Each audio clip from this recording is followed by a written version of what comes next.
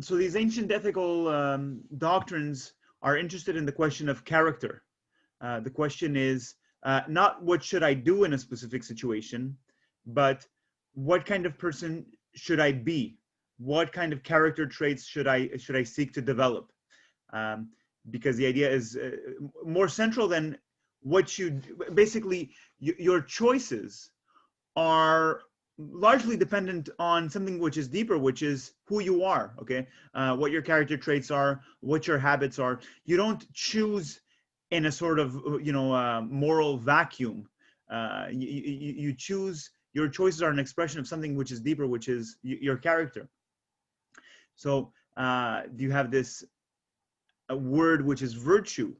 Virtue is these character traits. Okay, these character traits which are beneficial. They're character traits or dispositions to habitually act in a manner which is beneficial to ourselves and others.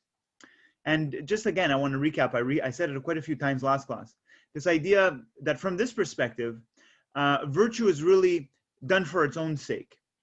That to be a virtuous person is not because you want to, go to heaven, or because, you want to be liked.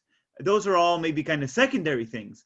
But the idea with virtue is, again, virtue is regarded as beauty. It's just beautiful in and of itself to be a virtuous person. It's an expression of who that person truly is. It's that person being the best of themselves. Okay, so virtue. We talked about kind of several types of virtue. Aristotle says that virtue is always a balance between two extremes. Okay, between an excess and a deficit of that virtue. And what else did we get into? Okay, we got into the central idea at the beginning of his ethics, that basically says what we're looking for is happiness. The difficulty is we are either confused as to what happiness is, or what is the best way, or what is the best means to attain happiness. So he says we get confused. We get confused by thinking that we equate happiness with wealth. It says that's inadequate. Okay, wealth may be beneficial. It may be part of the recipe, but it's not in and of itself sufficient for happiness. We think that pleasure is happiness. Again, that's part of it, maybe, insofar as we are bodies, insofar as we are animals, insofar as we have, appetites, and we have to eat like necessarily and stuff. That's only part of it. It's not the full picture. And some of us mistake happiness, or the best way to attain happiness, with kind of reputation. Okay, having being respected, having a certain reputation, having certain honors and recognitions. That's basically what's going to make us happy. So that's also kind of inadequate. So the idea for Aristotle is happiness is, as I kind of put it, this kind of meaningful work done well. Okay, meaningful work done to the best of your ability, so that you're trying to fulfill your task. You're trying to fulfill your function.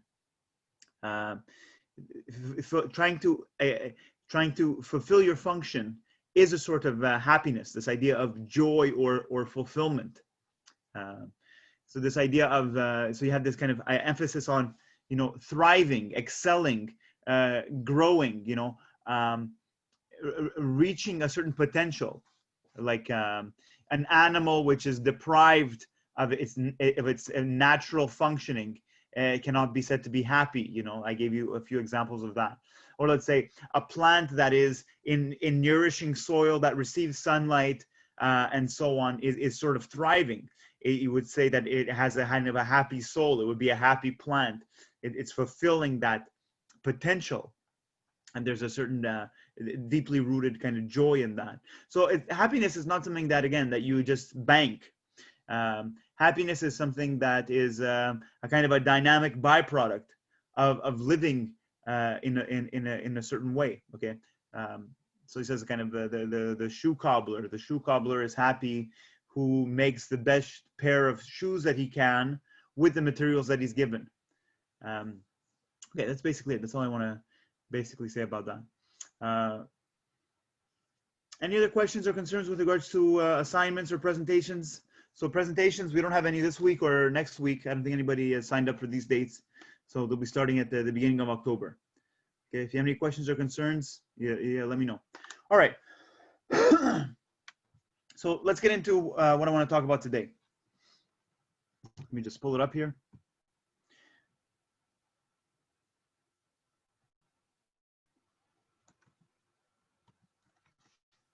So Epicureanism and Stoicism, two very powerful, simple and very powerful ideas. So let's start with Epicureanism. Some of you have heard this word before, okay? Some of you have heard, maybe describing somebody as an Epicurean. So if you watch Food Network, sometimes they have kind of commercials like that, kind of self-promoting the network. They say kind of unleash your inner Epicurean. Okay, so we'll talk about that. If you have any questions, go ahead. Is there a hand up? No? Hi, yes, it's just because I saw the videos that you posted, and I'm guessing it's in relation to one of the videos that you had posted on Leia, on Epicurus. Yeah. So I posted one video on Epicurus and one video on Seneca, and Seneca is basically the Stoic philosopher. Okay. Do you have any specific questions with regards to that, or no? No. Okay. Just yeah. So that's it. So the one video on Epicurus, that's basically Epicureanism, and I'm going to kind of reference that video a little bit. And the other video on Seneca is basically capturing some strong elements of Stoicism. So here what we get is the goal of life is pleasure. This is the only life that you live. There's no afterlife. There's nothing that happens to you after you die. He's a kind of like a materialistic philosopher. You know, you're here, and living a good life is living a life of pleasure. We have to kind of define that. Now, well, what do you mean by pleasure? We can talk about different degrees, you know. So it's kind of a very simple idea. It's very simple and kind of very reassuring idea. Happiness is, the word that they use is eudaimonia. And here it's understood as if you have a mind free of anxieties and a body free of pain, then that's already happiness. Okay, think about that. It's like happiness is not something grand or something difficult. Happiness for the Epicureans is sort of like the basic background. You know, if you're like alive and you're content, then there's already a certain joy in that. Okay.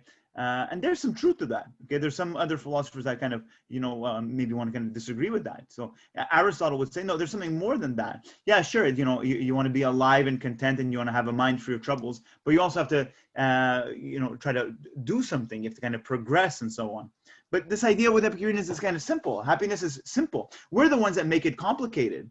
Okay, we're the ones which put a lot of demands on life, and have a lot of desires, a lot of which are kind of not necessary and superfluous. But it's simple. If you have a body which is free of pain and a mind free of troubles, you're good. It's not difficult to attain. So then the other thing is, well, what are the elements that also give us pleasure on top of that? That's the basic recipe. We have to also get rid of our anxieties. One of our anxieties is kind of fear towards death. And he says, well, you don't have to fear death, because death is, he says, it's like death is not a part of life. You don't experience, you see other people dying, but you don't see yourself dying in a way, okay? Death is, once you're dead, you're dead. So it's like, death is not a part of your lived experience. So it's like, you don't even have to worry about it. The Stoics are also going to have another kind of answer towards death. The Stoics are going to say, well, death happens to everybody indiscriminately. So if something happens to everybody naturally and indiscriminately, it can't be said to be a good thing or a bad thing. It just is what it is. Okay. So this is what he calls the tetrapharmakos, the 4-part cure. If you have any questions or comments, just jump right in, cut me off, whatever. Okay, so You know how people, for example, if they have like terminal illnesses, like Yeah. it's that kind of, aren't you kind of seeing yourself die in a way? You know what I mean? Like when you're losing your hair, like you're losing your color, like your ability to like walk and stuff like that. Like, isn't that kind of like seeing yourself dying in a way? Though? Yeah. So yeah, in that sense, yes. But I guess what he's trying to say is, um, yeah, there are those kind of final moments, and those final moments can actually be kind of prolonged. It can take some time, but so that could be like one of the things he's going to say is, okay, let me try to answer that in two ways. He's going to say, yeah, okay, sure, the dying process is something that you can experience and experience in yourself as well. But the kind of the moment of death is, it's kind of like just like lights out, you know what I mean? So it's like, it doesn't, the idea of death itself, dying is that's kind of what Michel de Montaigne says. He says, a lot of us, we're not really too concerned about the death part. We're concerned about dying, because dying is kind of usually includes at least some degree of pain. So Michel de Montaigne says, I don't care about the death part.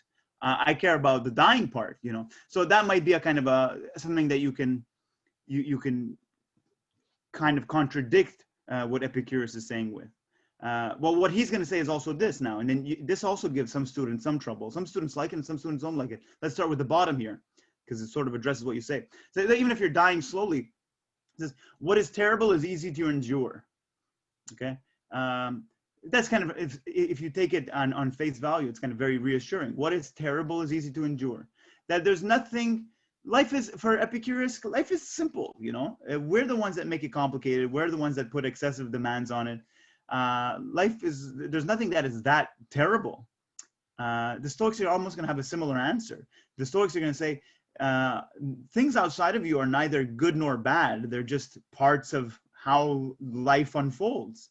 Okay. But if you say, you might contradict that.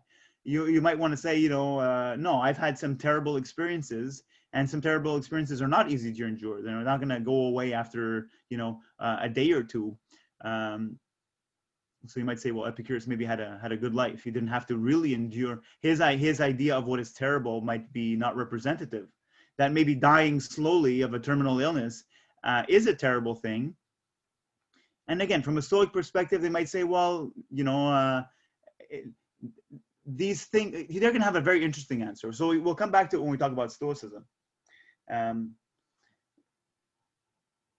So they're going to say basically no events are not good or bad. What is good or bad is, what makes them good or bad is the thoughts you have of them. The Stoics are going to say things in and of themselves, events are neither good nor bad. What makes things good or bad is your opinions of them. Okay. So I don't know, maybe you can also have a terminal illness and be dying slowly, and you can still be happy. So that's not like, so a lot of it has to do, and what they're kind of saying here is the kind of the perspective that you have about it. Okay. So let me just go back to this here. Don't fear the gods. So basically the gods are either benevolent or on your side, or they're powerless, in which case you don't have to worry. Okay.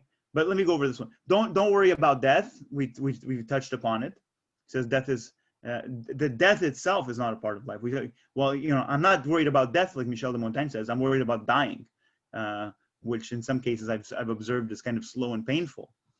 But the last two is what I want to focus on. Okay, what is good is easy to get. That's good. Okay. Now, again, some students kind of have objected to that in the past. They say, no, there's a lot of good things which are not easy to get. A lot of good things take a lot of effort, take a lot of time. I don't know if you want to talk about life projects. Like graduating from school or whatever. He said it's not easy to get. It requires kind of struggle and hardship. That's what Nietzsche would say. Okay. No, some things require discomfort to get to a kind of a better stage. But again, there's a kind of an easy, you have to kind of understand kind of Epicurus is kind of, it's chill, it's like, it's easy, it's like life is not complicated. Life is simple. We're the ones that make it complicated. So, you know, what is good is easy to get is, some of you, I like to mention this at this point, is some of you maybe have been to third world countries. And when I ask my students, you know, it's not many people. It's usually maybe about a third, not a third, like a fifth of the class. And going to an all-inclusive in Cuba, it doesn't count as going to a third world country. You know, when you go to a third world country and you're in it, you're in, and you see how people are living, you kind of, it's kind of shocking, especially if you come from the kind of first world, developed world, especially if you come from a very well-off place in the first world. It's a real kind of shock. It's a real kind of culture shock. So if you haven't done it, I recommend it. You know what I mean? But it's like, well, why are these people happy? So these people are like, in some senses, you know, I've taken some trips and I said, well, like, you know, I'm on a bus here and these people like are pretty poor, but they're like happy, you know, and they're like nice and they're like talking to strangers. It's like, you know, so this idea that, again, they've understood something is, if you're kind of rich in some sense, you might have all these additional demands that you place on life. That's actually the person who made those films that I suggested, Michael de Botton. I believe he has a TED Talk where he says this idea that, you know, some rich people have a fallacy that they think that your wealth is going to be an assurance against hardship. That now that I'm rich, I shouldn't face hardship. That I should procure the means or the securities so that bad things that happen to other people should not happen to me, or should happen to me in less of a degree. Okay, but that's not how life works. So again, it's kind of, what you get is pleasure, but understood as a sort of minimalism in a way, as this kind of simplicity. What is good is easy to get. The basic goods of life, which are truly pleasurable, are not difficult to get. So, you know, like good food, friendship, certain sense of freedom. This is all dependent on you. It's not easy. It's not hard to get. And what is terrible is easy to endure. We already talked about. So how are we supposed to understand this? Okay, this is a hedonistic philosophy. A hedonistic philosophy is a philosophy that basically says that the point of life is pleasure. Okay, now we can talk about that in different degrees. There are, you know, ancient hedonistic cults that were sort of kind of decadent. You know, they were the kind of debauchery. It was sort of a kind of a frenzy. You know, and you also have that in this day and age. You know, you have this idea. Well, pleasure is sort of partying and binge drinking. That there's this idea of, well, pleasure has to be some sort of excessiveness. Okay, so Epicureanism is a hedonistic philosophy. It does say that pleasure is the point of life, living a pleasurable life. But here we're talking about a kind of a moderate pleasure.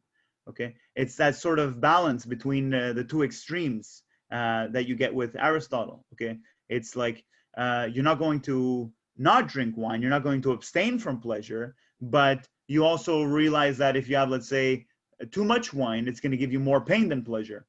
So kind of a simplicity, a minimalism, okay, a kind of a balance. And then there's this idea, and this is what we're going to also get with utilitarianism when we talk next class, is also there are different types of pleasure.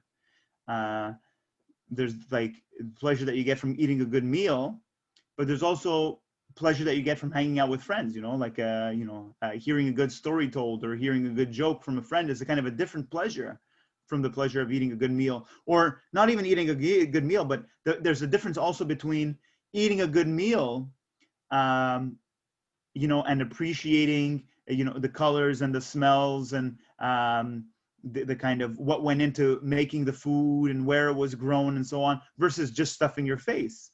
There's also pleasure in stuffing your face. You know, you can just buy a poutine for $10 and stuff your face. There's also pleasure in that. But there are kind of, you understand, there's a kind of a refinement in a way. But it's not a kind of luxurious. It's kind of a simple, you know, simple refinement and a capacity to appreciate the subtle pleasures, you know. So what are the three things that are mentioned in Actually, I might have to open up Paint at one point. What are the three things that are mentioned in the documentary? If you've seen the documentary, he talks about three things. So, they're interviewing this kind of shopaholic, and then when you finally ask the person, when you actually take 2 minutes and actually ask the person, what actually makes you happy, and the person actually has 2-3 minutes to actually think about it, what do they say? So go ahead, Sarah. You have your. Go ahead. From what I remember from the video, they put emphasis on friendship, freedom, and an analyzed life, I think. Yeah, very good. So those are the three. So friendship, okay, that even they ask this shopaholic, they say, what's like, if you're trying to boil down very simply to the sources of pleasure in your life, well, I think most of us would agree, just as the person in the video, is friendship, okay? Having good friends kind of amplifies pleasure. So he even says at one point, ideally, you shouldn't even eat a meal alone, because eating a meal with friends is going to increase the pleasure, to a good degree. So number one is pleasure. These are now sources of happiness, and these are, again, in some sense regarded as simple. They're simple to acquire. They're not too expensive in a way. It's like friends aren't expensive. They're just kind of there, The number two is freedom. And freedom, we have to kind of define this a little bit, understood as autonomy, but no, the better wording would be kind of self-sufficiency, self-reliance, okay? So that you're it's like there's a sort of pleasure in being your own master and being your own boss in a way, that you don't have to count on other people, especially if you don't have to count on other people for the basic needs of life. Okay, now we don't really have that. Back in his day, you had these kind of communes, okay, that were self-sufficient. There are some people that still do that, but in our day and age, there's especially with kind of capitalism and globalization, there's the value of self-reliance has kind of given way to interdependence. That you don't worry. You worry about doing what you have to do, and everybody else is going to worry about what they have to do. And then this kind of a grand division of labor, things are going to be accessible and more cheaply. So there's something good to say about that. There's also some bad things to say about that, like when it becomes kind of excessive and wasteful, and there's waste of resources and so on. But there are some good things, the accessibility. But one of the things that you lose with that is, the baker relies on the brewer, and the brewer relies on the baker. So being kind of self-reliant in a way, trying to at least cultivate that to whatever degree you can. Let me give you kind of one example of that.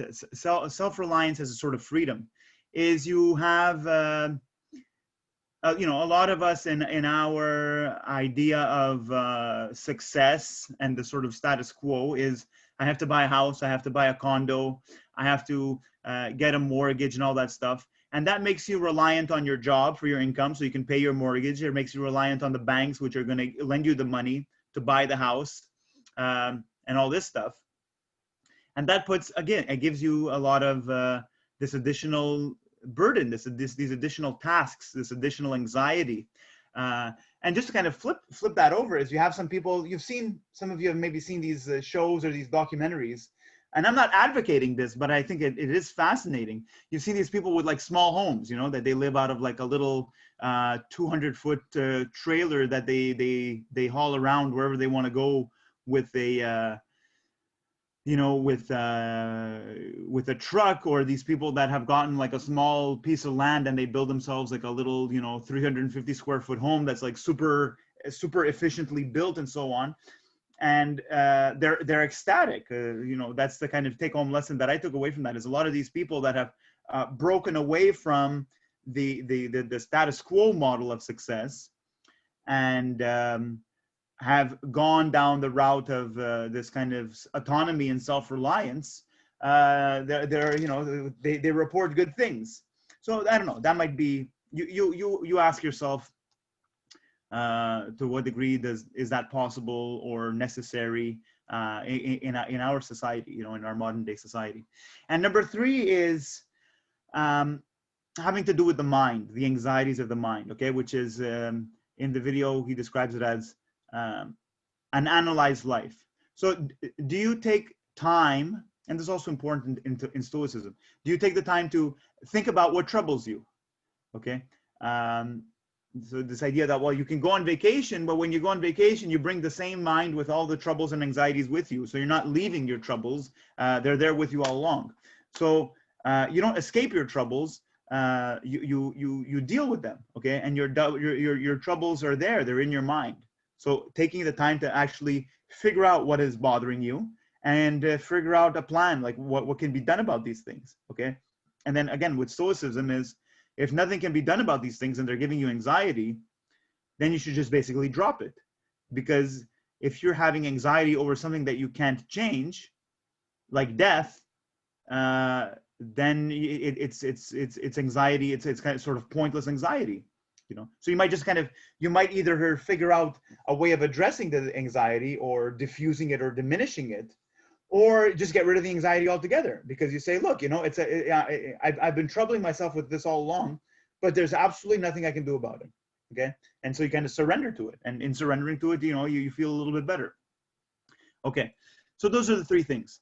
Here, let me open up Paint here. I should have opened it up earlier. I just want to do a little bit of an analysis that he does in similar to what he does in the video, just a little bit deeper maybe. Give me a second here.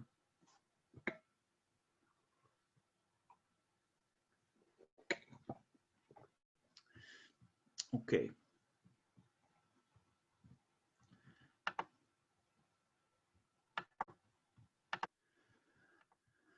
Okay, so let's say you have what's the relationship between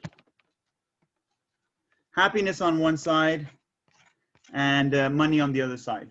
So this is now understood, okay? There's a lot of kind of psychological research on this. What is the relationship between money and happiness? Any takers? So let me change color here, okay? Some of us have this idea, well, it's just linear. The more money you have, the happier you'll be. So some of you might have that idea, okay? And there's some truth to that, okay? At least at the beginning. But then what happens?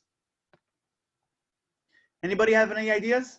This is basically what he says in the video, and there's kind of good psychological research on this, is that of course money is contributive to happiness, at least on the get-go, but it doesn't stay that way. It doesn't stay linear, okay? We have what's called this marginal utility, okay? If you have one car, you can make good use out of it. But if you have a second car, you can't drive both cars at once, okay? And if you buy a third car, one of the cars is basically hardly ever going to be used, okay? So there's only so much that you can actually use. So what you actually get is something like this, okay? That your money will make you happy pretty quickly, very quickly, okay? But then it kind of flattens out, okay? Now, some other people want to speculate, well, how can it continue going up? It might continue going up here if you find kind of different meaningful uses for your money. I don't know, you become a philanthropist or you give it to charity or whatever.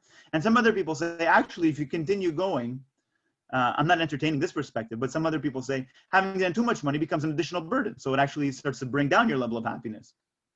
So you get this with Aristotle. Aristotle says wealth is important. You need, at least for even in Epicureanism, a little bit of wealth, okay, to secure the basic provisions of life. But now what's a question that I like to ask is, how much money do you need so that you basically start to plateau? Let's say if we talk about here, living in Canada, 2020, it's obviously going to be different if you're living in a big city, like especially if you're in Toronto or Vancouver, the price of living is higher. But what's, I don't know, what's the median household income in Canada? I don't want anybody to Google it, but anybody have an idea?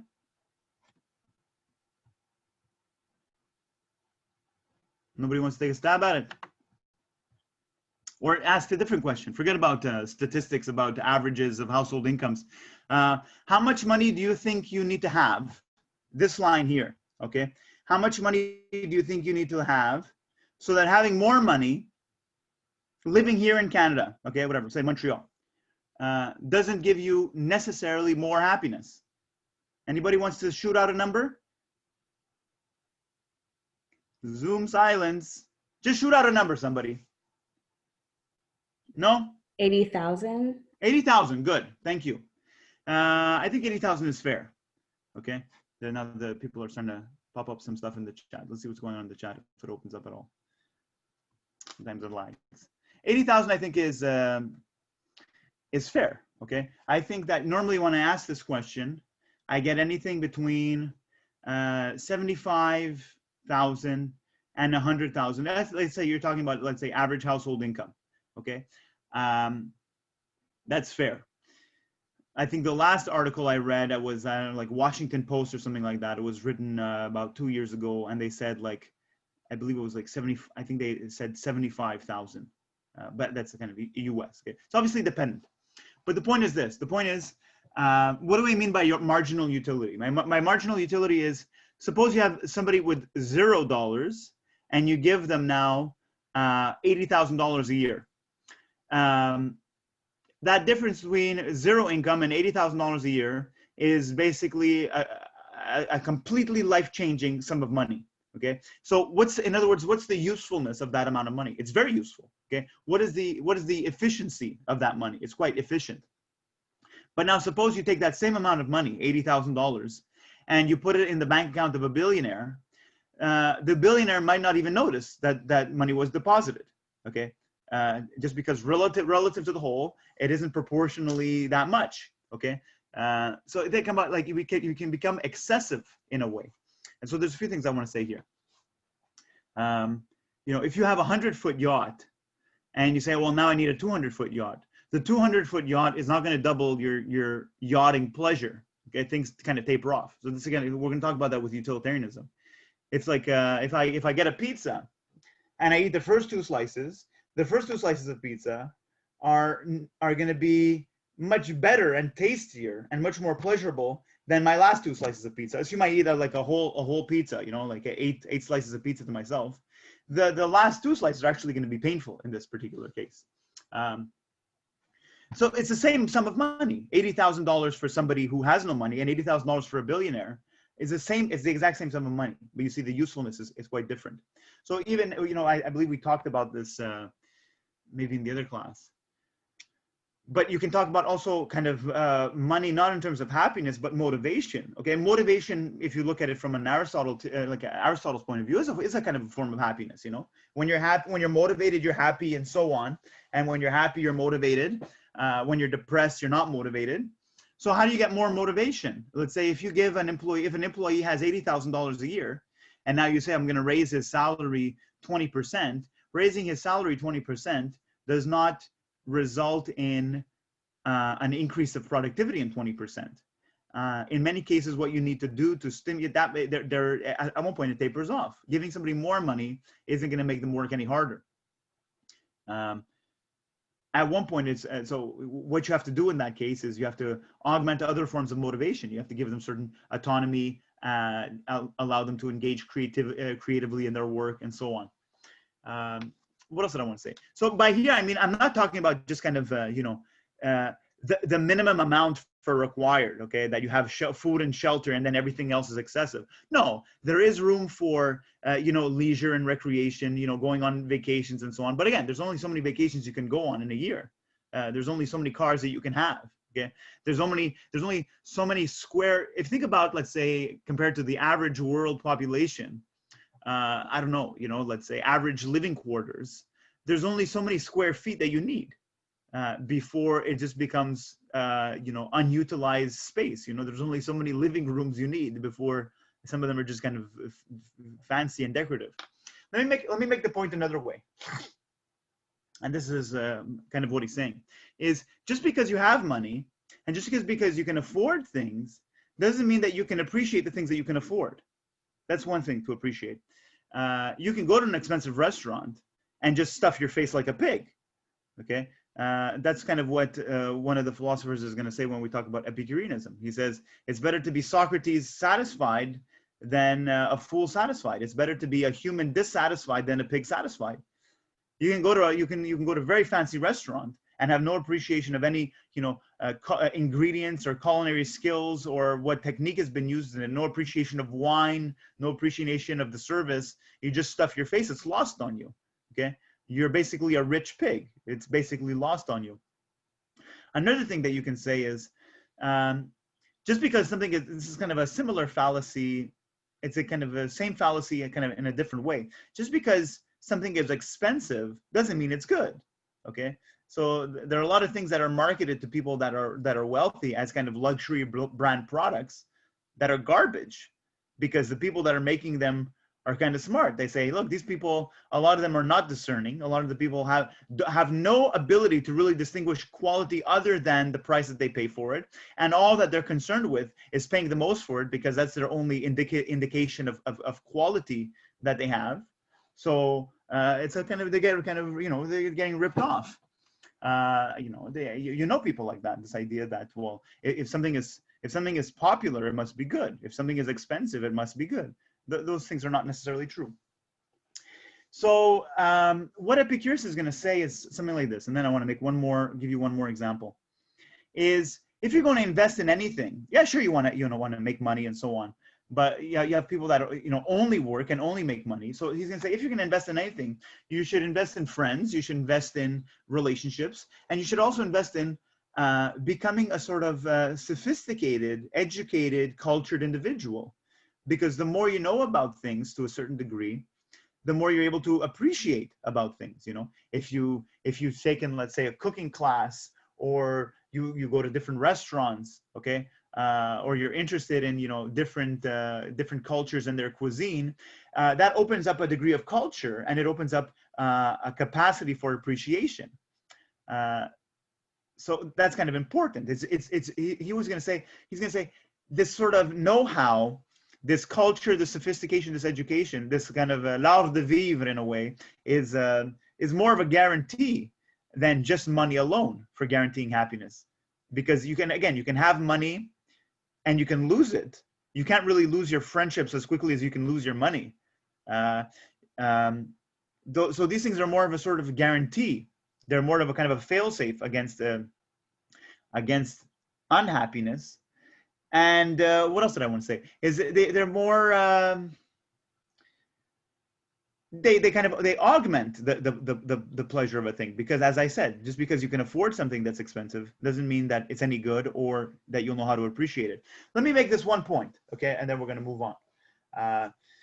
When I was a little bit younger, must have been now about 10 years ago there, when I was in Cegep, beginning of university, I was working at the SAQ, okay, kind of a wine salesman working at the SAQ.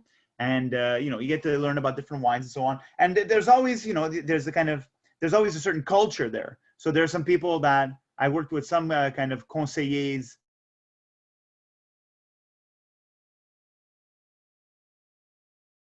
to earth conseillers, they would recommend the expensive wine when it was good, but it'd also say, look, you know what, this $10 bottle of wine is also very good. So this is the point that I want to make, and I'm just using this example of wine. It applies to anything. Is, let's say, in wine, this is basically what you figure out very quickly. If you get the upper limit of quality is like $50. Okay, anything over $50, basically, there's no distinction to be made between a $200 bottle of wine and a $50 bottle of wine. Not really. Okay, you're basically capping out at about $50, basically. Okay, you might want to challenge that, but whatever. And the point is, even if you strongly feel that, no, you know, there's something about the $200 bottle of wine that's better than the $50 bottle of wine, most people are not going to be able to appreciate it. Okay, now this is the point that I do want to make. When I was working at the SAQ, downtown Montreal, at one of the stores, they had a bottle of wine that was a 1.5 liter of red Bordeaux. It was a 1900. Okay, it was over 100 years old, that bottle of wine. And that bottle of wine, if I'm not mistaken, was selling for $40,000. $40,000. This is my point. Very simple point. If you buy a $40,000 bottle of wine, you're an asshole. That's my point. Okay. There's virtually, if you buy a $40,000 bottle of wine, you better know, if you're a collector, okay, and there's a kind of a historical thing there, that's kind of almost a legitimate. If you're buying a $40,000 bottle of wine, you better know how to appreciate it. Okay, but that again requires knowledge, sophistication to be able to appreciate it. If you're buying it just because you can afford it, and you know you're going to drink it just because you can, then you're a pig satisfied instead of a human dissatisfied. That's the quote from John Stuart Mill. If you want to challenge me on that, on that last thing that I said, you're more than welcome to. Okay, if you want to raise your hand and engage at all. Any comments with regards to that? Anything that you feel is kind of limited in that analysis or incomplete? Do you agree, disagree? No, this class is going to give me the Zoom silent treatment. Nobody wants to comment? No. Shaking your head. No, I don't want to comment. Okay. Zoom, zoom, zoom, zoom, zoom, zoom. Okay, moving right along. So Stoicism. Stoicism is also very, very powerful philosophy. Epicureanism is nice, you know what I mean? It's like these things, they work together. They're not contradictory. Stoicism is like, shut up and do what you have to do, okay? Stoicism is like, you have an assignment, it's due tomorrow, stop looking for distractions. Stop blaming other people. Stop complaining. Shut up, lower your head, do what you have to do, okay? It's about duty, okay? The sense of you have an obligation, you have certain roles, you have certain responsibilities, okay? You just do them, okay? You don't need to whine and complain and look for excuses and point the finger at other people. You do what you have to do with a certain dignity, with a certain directedness, with a certain clarity, with a certain focus, okay? And there's a certain joy that comes from that. So these things are kind of compatible. They're not in some sense they're incompatible, in some sense they're compatible, but they're not contradictory, you know what I mean? And you flip from these things to, you know, you can use these philosophies. So it's like you do a good bit of work and you hand in a good assignment, and then you go out with your friends and you have fun with your friends. So you start off as a kind of a stoic. Ideally, it's better if you start off as a stoic. You know, you don't end as a stoic. You don't wait for, you know, the stuff to get bad until you have to basically accept that you have no choice but to address it. It's better to kind of address the stuff at the beginning, and then, you know, you go on. So it's like, you know, if it's the end of the semester and you have to study, then there's a kind of a gear. It's sort of like a gear, you know, it's an attitude that you can switch on and off. You switch into stoicism. And you say, avoid all distractions, avoid all excuses. I'm sitting here and I'm studying. I have to do what I have to do. Okay. A lot of people are good at making excuses. And then when you're done that, you know, you're in Montreal. It's very nice. A lot of things to do. A lot of. So you say, okay, now I switch back into Epicureanism mode, and I'm going to enjoy. I'm going to enjoy pleasure. These things work together. Okay. They complement each other in that way. So Stoicism. Okay. Several philosophers coming out of ancient Greece and also Rome. The philosophers that I'm going to talk about are Roman philosophers. You have Epicurus, who's a slave in the Roman Empire. Seneca is, if you've watched the video, Seneca is a senator in the Roman Empire. And Marcus Aurelius, also a very important and influential Stoic philosopher, is the emperor. Okay. So what do you have? Is this very important. This is where I like to start with it. The central idea is there are things that are in your control and there are things that are out of your control. You do the things, you act upon the things which are in your control, and you ignore the things. You're emotionally detached. You're completely apathetic to the things that are out of your control. So that is kind of two things. Is you have to, it requires a knowledge. It requires a knowledge of your capacities and where you stand relative to the world. Okay. You need to know what in the world can change, what in the world can change, and what can I change, and why can I not change. Okay. Some things are very clear. You know, a hurricane is out of your control. A forest fire is out of your control. Your homework in submitting assignments is in your control. Okay, for the most part. But then that's a kind of a question that we have to ask later on is that dividing line, which is very important to Stoicism, of what is in your control and what is out of your control, is not that clear. Sometimes it's confusing, and I want to comment on that a little bit. So this idea that if you if you focus on what's in your control and you ignore what's out of your control, and you do that, then you have a certain serenity. You have a certain tranquility of your own soul. That you're not bothered, okay? Because you just do what you have to do. Okay, moving right along. This is another, so this is the idea here, okay? Happiness and freedom begin with a clear understanding of one principle. Some things are in your control and some things are not, okay? So there's a certain freedom in that. There's a certain freedom in knowing what you have to do and doing it the way that you need to, or the way that you know how to. So let me just say, in comparison to Epicureanism, well, where does pleasure enter in here? There is no pleasure. It's not that pleasure is a bad thing. That's not the point here. It's not that pleasure is a bad thing. It's that if pleasure happens, then okay, good, so be it. It's kind of secondary. That should not be your point.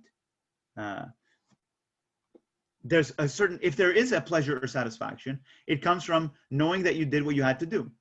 There's also a certain pleasure in that, but it's a different kind of pleasure. It's not a kind of pleasure of eating a good meal. Okay, this is a very important idea. These last two here, from Epicurus. Very strong idea. I'm going to unpack it. He says, we are disturbed not by what happens to us, but by our thoughts about what happens. Okay, I think this quote captures it a little bit better. He says, man is affected not by events, but by the view he takes of them. So this is a kind of a two-part thing that I need to say here. First part is, what this is basically saying is that things in the world independent of you are neither good nor bad, okay? A hurricane is not good or bad. It just is what it is, okay?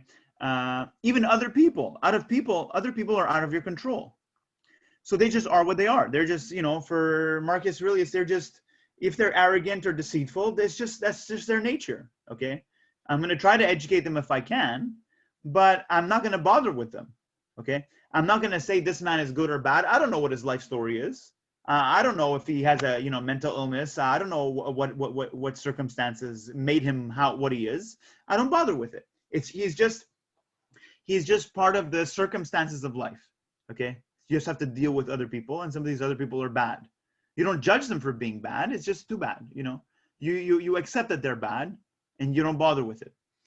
So this is, now what's the point? So, well, what is good and bad? And this is a very strong answer. It's a very strong answer, okay?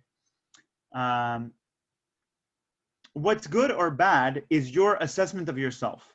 That's the only thing that you can comment on truly as being good or bad, is your appraisal of your own moral standing. Whether you've lived up to your moral duties and obligations, or whether you have not.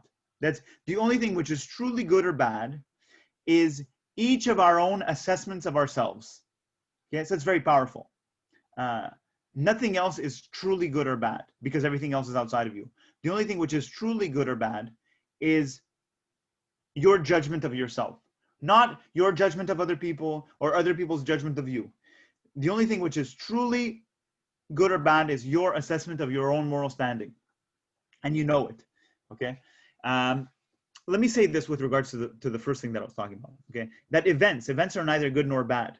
That basically what they're going to say is this, is if you judge events as good or bad, or events outside of you please you or displease you, from a Stoic's perspective, that, and we do that, we are absorbed in things and outcomes and events.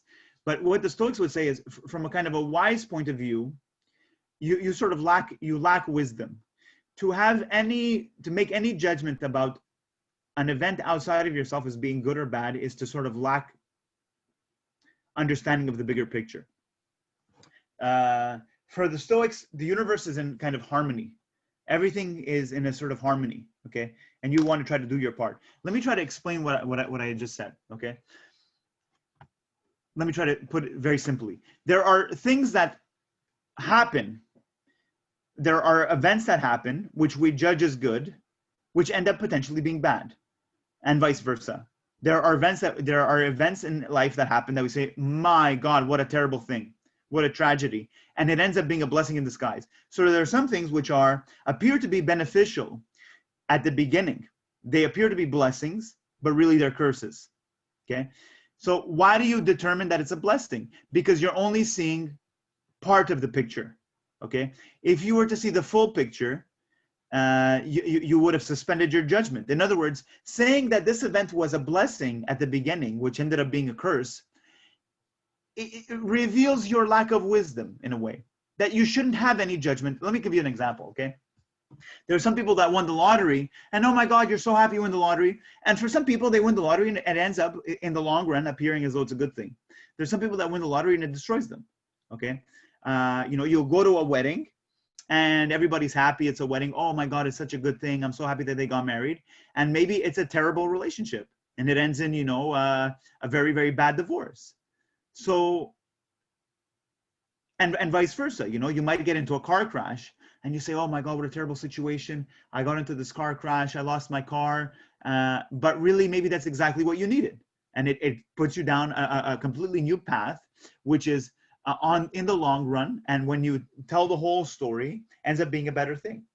So basically jumping to conclusions, or not conclusions, but judgments that events are good or bad at the get-go is a sort of, the Stoics resist that temptation because the world is more complicated than your simple initial appraisal of or assessment of it. Okay, so a quick little story, okay? This kind of takes on different versions of the story, okay? Sometimes it's called the Chinese farmer or whatever. So you have this basically, okay, this old wise man. Here he represents the Stoic. So he has some horses, and one day a horse runs away. And the neighbors and the villagers come by and they say, oh, it's such a misfortune. It's such a tragedy. We feel bad for you. We feel sorry for you. It's a loss. And he says, I don't know. It is what it is, okay? I suspend judgment. The next day, that same horse comes back and it brings with it a wild horse. So now not only does he have his horse, he's got a horse plus one. And the villagers and the neighbors come by. Oh, what a great thing. It's such a blessing. It's good karma. You're a good man. You deserve it. It's a good fortune. It's a miracle. And he says, I don't know. It is what it is, okay? It doesn't define me, okay? These are just the circumstances under which I have to operate. Then the next day, you get the story. You get where it's going, okay? The next day, his son is training the new horse and is thrown off the horse and his leg is broken. And again, the villagers come by. It's a tragedy. He's such a good boy. It's such a bad thing. How can this happen? It's an injustice. It's terrible. It's wrong. And the wise man is unfazed, okay? And then the next day, you get the point, okay? Next day, let's say a war breaks out and all the kids have to go to war. All the young boys have to go to war, but his doesn't go to war because he has a broken leg. And then again, the whole lamentation. Oh, it's too bad. It's such a loss. You're so lucky. We're unfortunate. This is such a bad thing for us. You're so lucky to have your son. It's a blessing in disguise. And he says, I don't know. It is what it is. Okay. These are just the circumstances, not the circumstances that define me. It's what I do with the circumstances that I'm given. Okay. Any questions or comments with regards to that? So keep that in mind. Okay. Just now moving right along here. We'll try to we'll start wrapping it up. Okay. Fear of death. You don't have to fear death. When death happens, it happens. Okay. It's not, again, as I said, death happens to all of us. So you shouldn't worry about it. When it happens, it's out of your control. So don't worry about it. So you have this idea of kind of apathy. Okay. This emotional stability. You're not overjoyed when something supposedly good happens, and you're not, distraught and thrown into a depression when something supposedly bad happens. You have a certain balance. You're always basically saying, these are the circumstances that the world is giving me, and okay, it is what it is. I'm going to do the best that I can with the circumstances that I'm given. Some things that you can't change. You're born a man, you're born a woman, you're born black, you're born white, you're born in a given time, in a given place. These are the facts. It's basically, what do you do with the facts that you're given? Okay. So that's also what you get with when you talk about Epictetus. Okay, Epictetus and Marcus Aurelius, and that's kind of very interesting. Is Epictetus is a slave, and Marcus Aurelius, who he influences, is the Roman emperor, and yet they have the kind of same philosophy. So what that suggests is that this philosophy is in some sense universal. This philosophy is applicable whether you're a slave or whether you're the king. It's applicable because there's something about it which seems to be truthful, independent of circumstance, independent of social standing. Okay, so if I'm a slave, I'm a slave. Okay, there's not this idea of social mobility that we have or that we think that we have. Okay, I'm a slave, therefore let me be a good slave. This is my fate. This is what the gods have given me. So this is what I'm going to work with.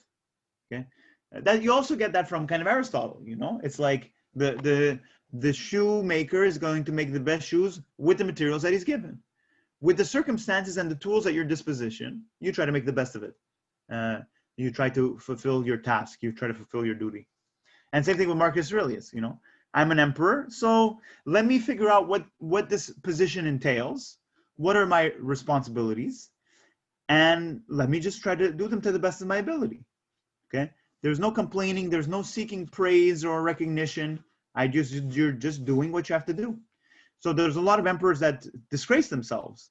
This idea, you know, power corrupts, and power corrupts, and absolute power corrupts absolutely. That's generally true. There are very few exceptions to that rule historically. If you look at, political leaders, world leaders, and so on. Marcus Aurelius is one such exception. That regardless of the power and how I can abuse it to satisfy any dream that I have or any appetite that I have, I'm in a position which carries with it certain duties and responsibilities. So let me, despite my ability to just abuse my power at any given moment, let me be a good person. Okay, so that's a kind of a strong thing. That's we're not in that position, and we're kind of tempted by the little bit of powers and the little few openings that are given to us. Marcus Aurelius has the prospect of killing whoever he wants or whatever he wants to do. Has that it's always immediately there. It's not a fantasy. Okay, it's a real power, and he's regarded as one of the 5 good emperors. Okay, just moving around. I have some quotes here. I don't want to read all these quotes. But again, you have this kind of similarity with Epicureanism, this simplicity. So he says, one sees how few things are, which if possessed by a man, enable him to live a life which flows in quiet, which is like the existence of the gods. So not much is required to live a good life, okay? You don't have to be a saint or have, an army or have, a mass of followers on Facebook or Twitter. Relatively few things are required to live a good life, okay? A good life morally and a good life kind of comfortably, okay? We also have this idea of kind of excessiveness. So he says, so when we seek, this is also this idea of what we're talking about, the third thing with Epictetus, this taking the time to regain tranquility or mental stability. He says you can run off to the seashore or the mountains or the countryside hoping for some tranquility, but he says you never find it because you're always bringing with you your own mind. So he says the well ordering of your own mind is the kind of greatest thing you can do for your own happiness, such that when you look into yourself, there's a certain peace, there's a certain centering, there's a certain balance there. Okay, I affirm that tranquility is nothing else than the good ordering of the mind. That's strong. So now I want you to just appreciate this. Okay, this is kind of a recommendation. You can get this book. You get the Dover Thrift Edition. You can get it anywhere. You can get it on Amazon for like $3-4. And this is the Meditations of Marcus Aurelius. It's the philosophical journals of this great Roman emperor, this great noble Roman emperor, this powerful man. You get his philosophical journals that were never intended to be published, and now you can like download it for free on like PDF.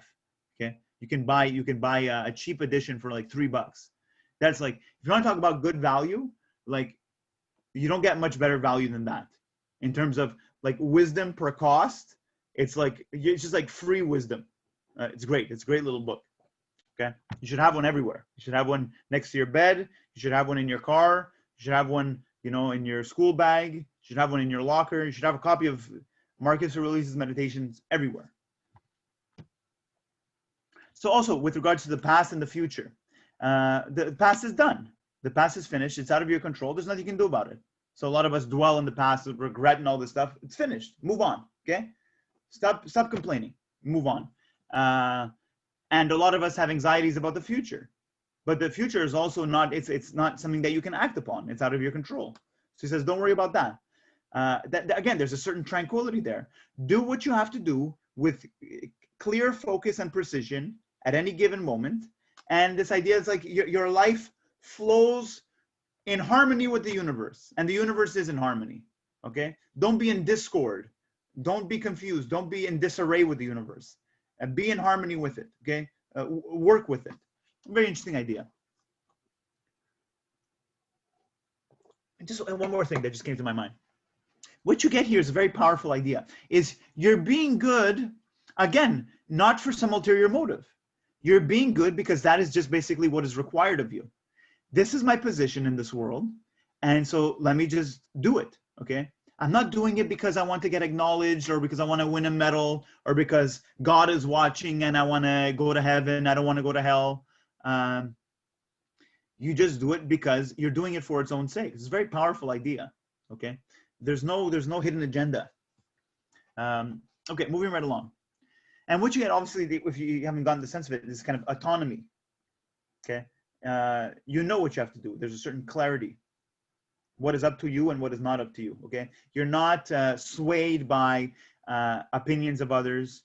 You're not swayed by impulses. You're not swayed by kind of pursuit of pleasure. Just keep just that word, autonomy. This is the part that I really want you to retain. I want you to understand this analogy here. I think it's Seneca talks about the archer simile. So it's a very simple question. The question is, what is the job of the archer? What is the duty or the role of the archer? Okay, bow and arrow archer. And the quick answer that comes to your mind is, well, the job of the archer is to hit his target. That's what he's trying to do. That's partially true, but it's incomplete. The job of the archer is not to hit the target. The job of the archer is to try his best to hit the target. And there's a distinction. It's a subtle distinction, but it's an important distinction. Hitting the target involves him, but it also involves factors outside of him. Okay, let's say if the wind blows and he misses his target, that wind blowing was out of his control.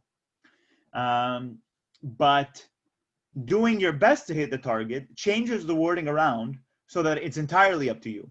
Okay, and again, you get the sense that if you truly did everything that you had to do to accomplish your task, then there's no emotional distress. If you gave it your all, then that's it. You know, there's no regret. So now you can change that around. So that's the idea. Okay. Suppose both of your houses you and your neighbor's house get destroyed by a storm. Yeah, it's tragic. Okay. You have an emotional response to it for sure. Ideally, this kind of you get this Stoic ideal is like, you're a cold-hearted bastard. You're not swayed. But that's not the case, okay? We do have emotions. So both of your houses are destroyed. And while you feel the emotion of the loss, feeling the emotion of the loss and dwelling on the emotion of the loss does not make you move on to the next step, which is, how do I start finding shelter or repairing my house? So the point is, you have emotions, but you can also be crippled by emotions. And Stoicism is kind of warning you against that possibility. At one point, get over yourself, okay? And do what you have to do. Now, you can also change that to, what if it's a drowning child? You are a parent and you're seeing your child drowned. He says, you're going to do everything in your ability to save that child. Very likely you might drown yourself, okay? And this is the point. That if you do everything in your power to save the child and the child drowns, then again, you shouldn't be overly destroyed by that idea, okay? Obviously you will be. This idea, let's try to get past this idea that there's no emotional response. You're going to respond emotionally, but this idea is that ideally, you shouldn't feel any distress. But now the flip side is also true, and I think the flip side is equally as interesting. It's actually more powerful in a way. Is if you do something good, okay, then don't expect any praise, or don't desire any praise. So let's say if you do save the child, and everybody's around, and they want to applaud you, then that shouldn't stroke your ego, because again, the idea is you were just doing what you ought to do. So there's no need for praise. So that's why it's kind of difficult to work for somebody like Marcus Aurelius, because you can only let him down. He's never going to come up to you and say, good job, because that's just what you should be doing to begin with. And this is the part that I really want you to also retain. And I'll end it here. Take 5 minutes and we'll end it here, unless you guys have any questions or comments. So we all know this quote, okay? To be or not to be, that is the question. Okay, Shakespeare's Hamlet.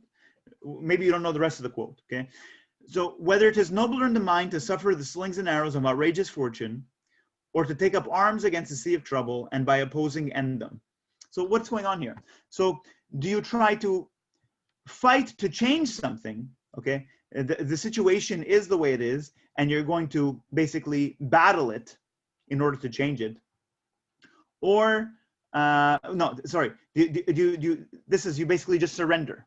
You say, this is fortune, it is what it is, there's nothing I can do about it, so I forfeit, I surrender, okay? I cannot change the situation. And the other one is, as I said, okay, you take up arms against the sea of troubles and by opposing end them. So you say, this is a situation, and I'm going to battle it, I'm going to try to change it, okay? So this is the point that I want to make. Let me try to, there's two ways I can make it. Okay. You don't necessarily, like, both of these open up the realm for error, okay? Error of the first type would be what? Is you basically wash your hands of something. They say, well, it's out of my control, therefore there's nothing that can be done, okay? That's basically what you're doing. The second type of error is to try to change something that can't be changed. Here, you're convincing yourself that you cannot change something that can be changed. And here, you're trying to change something which cannot be changed. Both of those are kind of equal complementary errors. Now, let me say this part first. Is, in some sense, you don't know that a situation can or cannot be changed until you actually try. So it's actually more nobler, in a sense, to do this. It's better. They're both errors, okay? But this is an error that results from actually trying, and this is an error that results from forfeiting. Let me try to say that differently. Okay, let me try to put it this way. I believe that more often than not, we do this error instead of this error, okay? Seeing somebody bash his head against the wall trying to get through it, it's kind of pointless and it's kind of stupid of him, You're trying to change something which is futile. But this is also quite silly. In some sense, it's sillier, So what am I trying to say is, more often than not, we make the mistake of convincing ourselves that we are powerless over a situation, rather than making the error of trying to change the situation when it's completely, there's nothing that can be done about it. Okay, and we do that for a lot of things, and we all feel that. Okay, I feel it, and I also get that. My students articulate that like once a semester. Yeah, but there's nothing that we can do about it. That feeling. Yeah, but it's hopeless, or there's nothing that we can do about it, or I'm just one person. I can't change society, or you can't change people's ways. Then this idea that, well, there's no point in doing what we're doing because it's pointless. And there's a degree of truth to that. But again, if that's your position, you get this kind of self-fulfilling prophecy. Okay, this idea that if you define a situation as hopeless, you can be sure that it's hopeless. Defining a situation as hopeless, even if it's not hopeless, makes it hopeless. Okay, because then you basically you've already surrendered. You've surrendered when there might have been something that could have been done. And now the other thing that I want to say is this: is that in some cases it's not quite clear whether it is something that is in your control, which you can change, that you should try to oppose, or whether it's something that you cannot change. So for instance, you can't change the weather. That's clearly out of your control. You can't change traffic. That's clearly out of your control. You can't change how you're going to respond to traffic. You can decide to take the metro or the bike or whatever. And there are things that are clearly in your control. Okay. What you're going to eat, what you're going to do. But then you can say, well, even that, you're just your habits. So even that's kind of like a lot of people make those kind of excuses that you are just a byproduct. You shouldn't be responsible for who you are. You're just a byproduct of your society, your family, your environment, your economic standing. Therefore, you shouldn't even take responsibility for yourself. Okay. There's that attitude is also developing.